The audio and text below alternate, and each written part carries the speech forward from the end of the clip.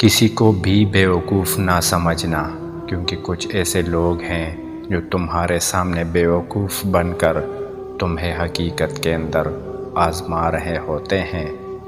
میرے رب کریم کا انداز بہت نرالا ہے، سب کچھ عطا کر کے کہتا ہے کوئی مانگنے والا؟ تمہاری سلامتی اسی میں ہے کہ اپنے منہ کو زیادہ بند ہی رکھو، کیونکہ جب تک مچھلی کا منہ بند رہتا ہے وہ کانٹے کی گرفت میں نہیں آتی۔ زہر جب کارگر نہیں ہوتا لوگ لہجوں سے مار دیتے ہیں۔ زندگی کی تسلی کے لیے اتنا ہی کافی ہے کہ مالک نے کچھ اور ہی سوچا ہوگا۔ جو کم ظرف ہوتے ہیں وہ ظرف والے کو ضرور آزماتے ہیں۔ کسی انسان کا دل دکھا کر تمہارے سجدے وغیرہ سب بیکار ہیں۔ تو نے سنا نہیں لفظ حقوق العباد؟ بڑا آدمی وہ ہوتا ہے جو اپنے پاس بیٹھے شخص کو محسوس نہ ہونے دے کہ وہ چھوٹا ہے۔ باکردار اور مضبوط لوگ شکایتیں نہیں، فیصلے کرتے ہیں۔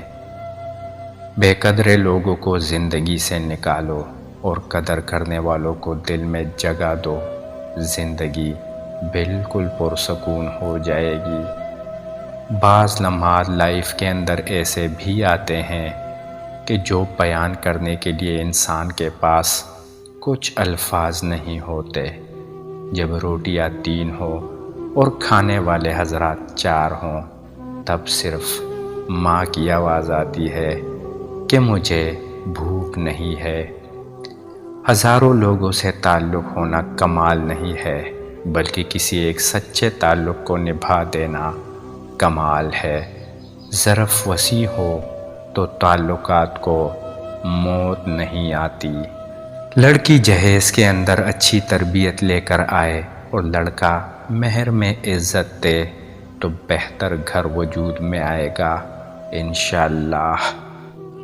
اچھائی کرنے کے لیے ضروری نہیں کہ کسی کے ساتھ اچھا کیا جائے، بلکہ یہ بھی اچھائی ہے کہ کسی کے ساتھ برا نہ کیا جائے۔